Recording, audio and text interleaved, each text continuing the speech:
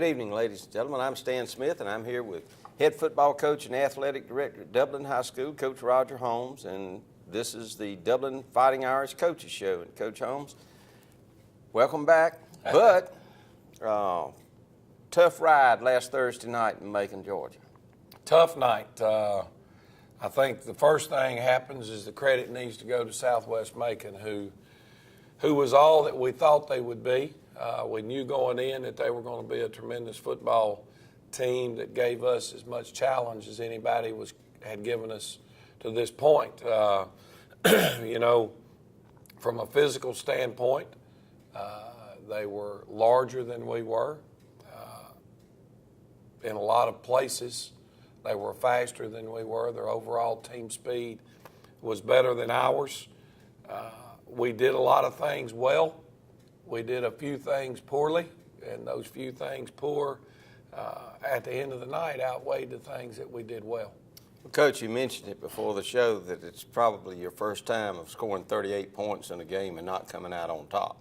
Yeah, you know, and that's frustrating to a degree, but, you know, there was a saying, I think, for many, many years in the game of football that defense wins championships. And that still is true to a large degree. But I figured out, Stan, probably about 15 years ago, that you can't just be good on defense anymore. With the rule changes and the changes in the style of offensive systems that you see today, there's going to be a night through the course of a season. It may be in the regular season, it may be in the playoffs, where for whatever reason, the other team kind of has your number that night. You may be a dominant defensive football team, but on that night, they've just got things going, the play caller's in a great rhythm, and they're going to score 28 points. And if you're not capable of going out that night and scoring 35, then you're going to walk away a loser. And so, yes, it may cost you the region championship because of that one night when you couldn't put enough points on the board, which then throws you into another playoff bracket because you weren't the region champion, or somewhere through the course of the playoffs, that one night showed up again where that other team had your number. So I guess defense is the way you win championships, but at the end of the day, there's going to be a game somewhere through the course of the season where you're going to have to outscore someone, and that game was the other night for us. And we almost were able to do that. Very well should have had 45 points on the board. Mike could have if it had been 3 minutes left to go in the game. We had it on the 2-yard line and were forced, because of timeouts, we were going to have to score twice. Elected to throw the ball 3rd and 4th down and was unable to get the thing in the end zone. But at the end of the day, you're not going to win very many football games where you give up 48 points. No, you're not. So, well, Coach, I know we've got film today for our viewers to watch, and why don't we go ahead and go to the film, because I think we got a lot to talk about in terms of the region, the upcoming game this Friday night at the Shamrock Bowl, and the luck of the Irish drawing. So yes, sir. We'll be right back and go ahead and take our break, and we'll be right back with films of this past Thursday night's game.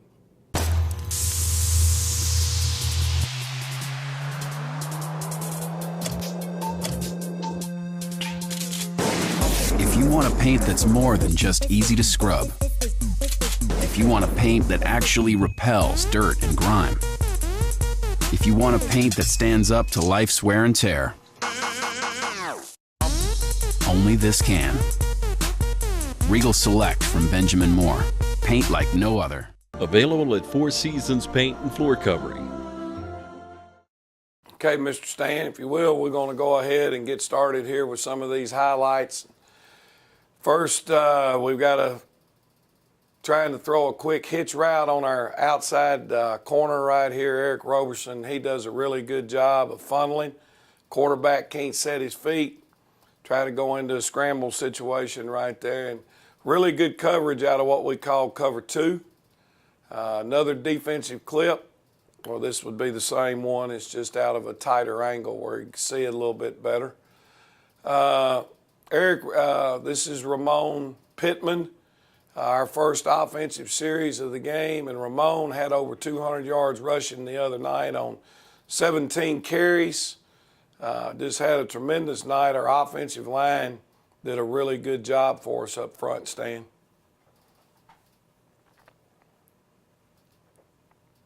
All right, Coach, we're back on defense now.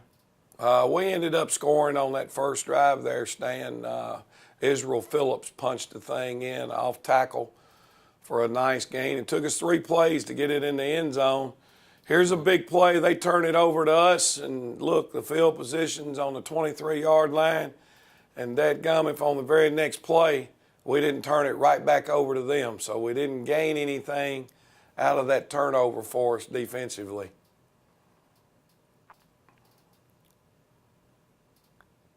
Moses Simmons getting upfield, getting his hands up. They're trying to throw a quick screen on us.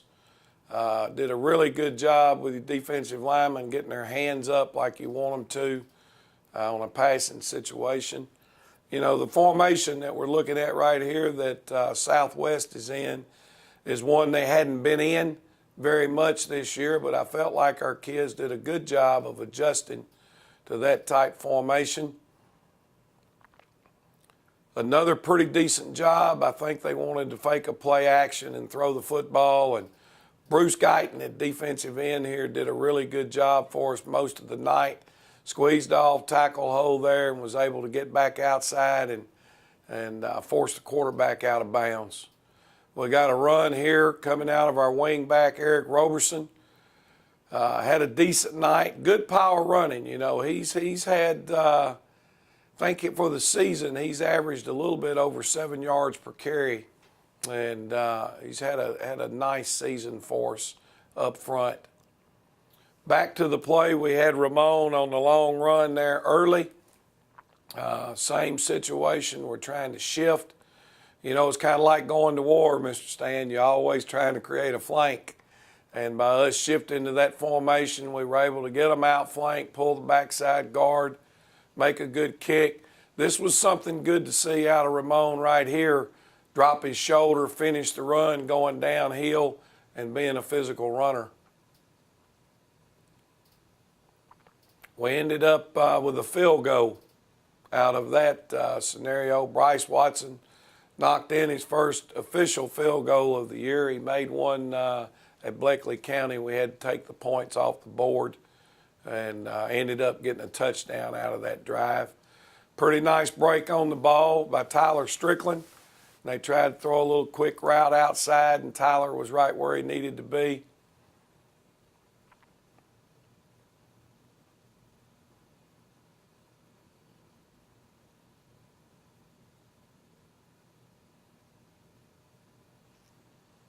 We get a holding penalty here, and this is an area where we got to get a little bit better. Stan is our linebacker here. We're really trying to get him to scrape and keep his outside arm free so he can play off the block into this area right here between our corner and who's rolled up. They did get a holding penalty on the wide receiver on Eric there, and that helped us considerably in that situation. So back on offense, again, the same play with the same formation. Just turned out to be a heck of a play for us as the night went on, and had a lot to do with the 200 yards rushing that Ramon put up on the night. This was a 73-yard touchdown run. Again, the same play that had just continually for us all night been a big play, and I'm afraid Northeast Macon might be ready for that one this week after they do their homework and break their film down. Coach, that was a great game for Ramon. Yeah, he's had, Stan, he's had 2 different nights where he's ran for over 200 yards. And Now we want to come back and try a little play action pass. We've been able to hurt them running the football. You can see they've taken their safety now and they've got him way up in here trying to defend the run, which now opens up the opportunity for us to throw a play action pass, and that's Malik Jones with a nice 40-yard catch. Now, the midline option was the play that hurt us a couple of weeks ago. We put it on the ground twice.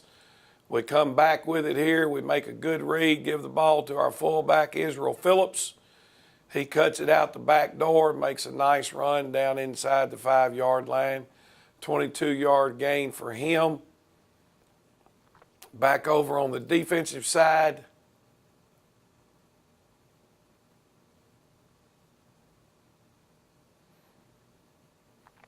We didn't do as good a job on that play as we needed. We lost some contain on the quarterback, and we just got to do a better job of maintaining outside leverage. We had a stunt, and the tackle did not get outside, and that created us, gave the quarterback the ability to get out on the outside edge. Tyler Strickland here, we go down 10, and all of a sudden, you think it's late in the fourth quarter. We go down 10. You can see all the kids from Southwest are pretty well fired up and ready to go. And bang, the next thing you know, Tyler Strickland hits a seam on the kickoff return, takes it to the house, and now we're right back in it. I think that's an area where we've got to, give our young men some credit, and they could have turned down right there and not competed like we were still trying to win this football game, but they didn't. They just kept battling. There's Eric Roberson again getting the thing in the end zone.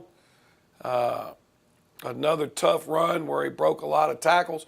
This is the same play Ramon had been hurting him on. We just went back to the other side with that play. And, I often hear people talk about, well, man, they just keep running the same plays. Well, I got news for you. If it's getting 250 yards rushing in a night, we're going to continue to run it until they've got the ability to stop it. Now, here's a nice throw. This was our last drive of the night. We hit a slant. Number 4, Holden Baisden makes a nice run. But we're fighting the clock right now. We're down 10, and there's probably less than a minute to go. Come back with another nice route. Quarterback makes a good read. That's Eric Roberson on the catch. Wished he'd have gotten out of bounds right there. Sometimes that's, probably against the clock. It's your better option is to get what you can, get out of bounds, and get the clock stopped. And right here, we've got a chance to do that, but we cut back inside, and now that forced us eventually to have to burn a timeout, which we could have used there late. So that's it on the highlights, and we appreciate it. Dr. Price and Dr. Peters at Dublin Orthopedic and Rehabilitation have been a part of our community for many years and very proud to support high school football. We are proud of our children and their commitment. We share that same commitment when it comes to our patients. You'll always be a winner at Dublin Orthopedic. No referral ever needed. Just call us today at 272-3022. Whether it's a sports injury, carpal tunnel, stress fracture, ankle sprain, or any other injury, don't waste your time or money going to the ER, urgent care, or hospital. Come straight to the specialist, Dr. Price and Dr. Peters at Dublin Orthopedic and Rehabilitation, 2406 Bellevue Road in Dublin. All right, ladies and gentlemen, we're back. We're going to talk briefly about the region status. Let Coach Holmes share with us where everything stands as we're here as we begin the last 2 games of the season. And then we're going to talk about Northeast High School, the upcoming opponent, here Friday night. So, Coach, you and I talked briefly during the break. You've got an interesting situation in your region. There's no question that things are really fixing to heat up in this region race as we move forward. For us, I haven't 100% looked at the scenarios. However, I do know that beating Northeast Macon is somewhat of a must for us to have the opportunity to be a playoff team. You say, well, you're 6-2. Yeah, but at the end of the day, those 2 losses are in our region, and that's really all that matters. So we need to take care of our own business Friday night. Now, we cannot win the region championship. Mathematically, that can happen. Now, other than that, we can finish 2nd, 3rd, or 4th. A lot of that has to depend on this week in the Southwest Macon versus Washington County game. Now, I've had a chance to see Washington County play. Haven't watched any film on them, but I know that Southwest is capable of playing with Waco. They have to go to Waco. But for us to have a chance to finish 2nd, we need Southwest Macon to win the game against Washington County. There's still a scenario where we can finish 3rd, and there's a scenario that we can finish 2nd. In order for us to finish 2nd, we would have to beat Northeast Macon and beat Washington County, and Washington County lose their game with Southwest. If that happens, now you would have Dodge County with 2 losses in the region, Dublin with 2, and Southwest, or Washington County with 2. Then our region has a rule. It has to do with total points given up or scored among the 3 teams that are tied. We'll worry about that more and talk about it on a show later. But the reality of it is we're still in the thick of things. We're not going to be a region champion.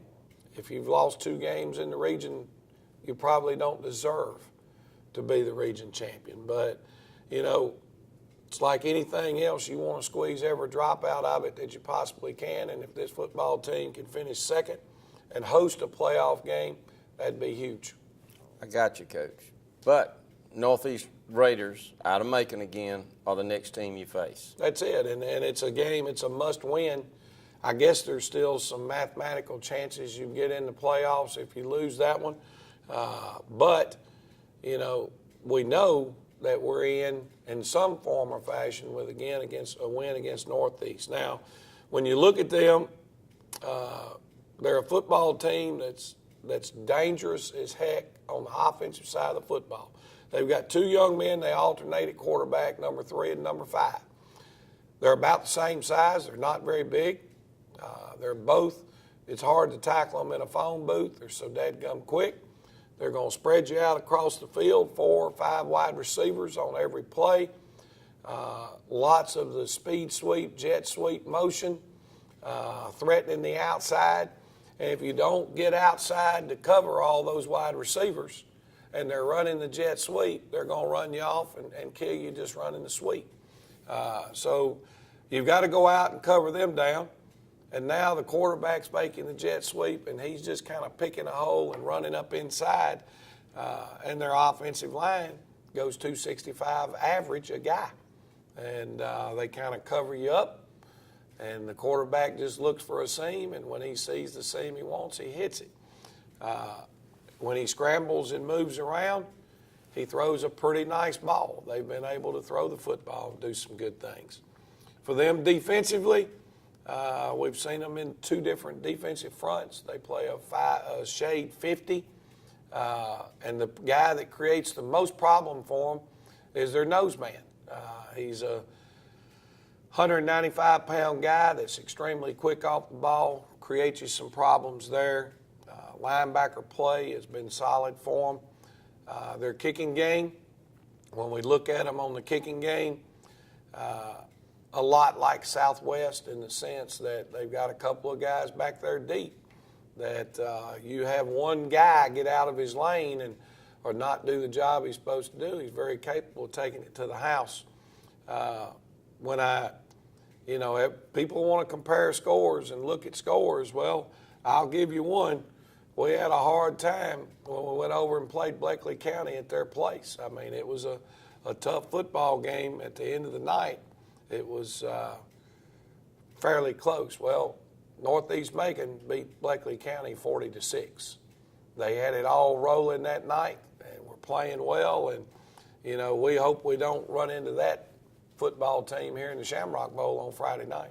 Well, it's a big game Friday night, 7:30 at the Shamrock Bowl. I do want to mention to our fans also now, Friday night is senior night. It's the last regular season home game.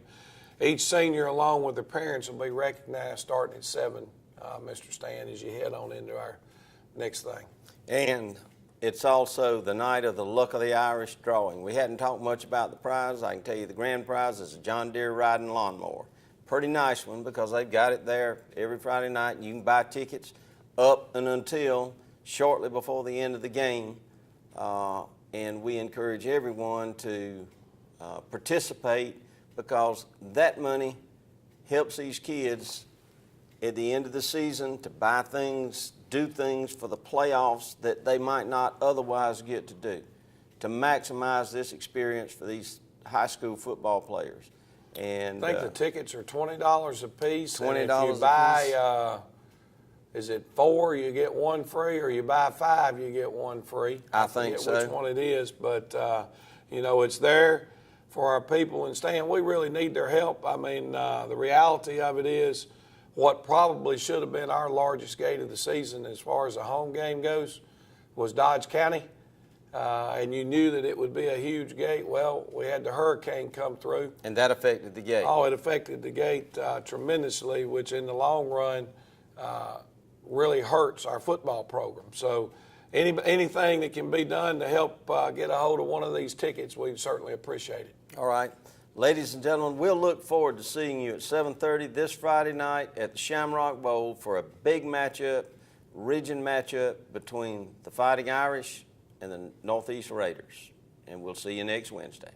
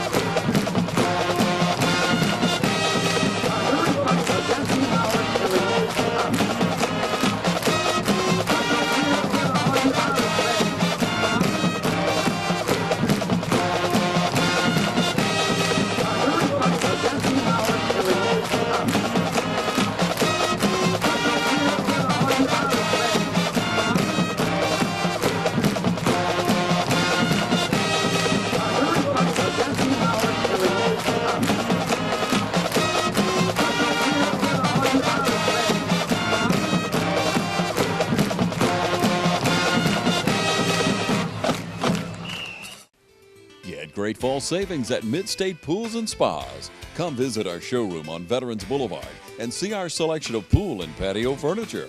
Every size, every shape, every style. All made in America and complete with a lifetime warranty.